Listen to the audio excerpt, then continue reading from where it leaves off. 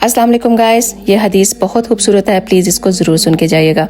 अमर रज़ी अल्लाह तआला अन्हु बयान करते हैं कि नबी करीम सल्लल्लाहु अलैहि वसल्लम ने अमराज के सवाब के बारे में इरशाद फरमाया है कि जब कोई मोमिन को बीमारी लाहक होती है और फिर वो अल्लाह ताला उसे सेहत और तंदुरुस्ती अता फरमा देते हैं तो वो मर्ज उसके साबका गुनाहों का कफ़ारा और मुस्तकबिल के बारे में वज़्ज़ो नसीहत बन जाता है। और उसके इवज़ जब काफर बीमार होता है तो वो उस ऊँट की तरह हो जाता है जिसे उसके घर वालों ने बांध रखा हो और फिर उन्होंने उसे छोड़ दिया हो, उससे ये पता ना हो कि उन्होंने उसे क्यों बांधा था और क्यों छोड़ा था। किसी शख्स ने पूछा, या रसूलल्लाह, बीमारियां क्या होती हैं, क्योंकि हम तो कभी बीमार नहीं हुए। तो आपने इरशाद फरमाया कि यहाँ से उठ के चले जाओ, तुम हम में से नहीं हो। आपने फरमाया, अल्लाह ताला उस शख्स के चेहरे को रोशन रखे जिसने मेरी कोई हदीस को सुना और उसे वैसे ही आगे पहुँचा दिया हो। तो प्लीज़ इस वीडियो को सदका जारिया की नीयत से एक दफ़ा लाजमी शेयर करके जाइएगा।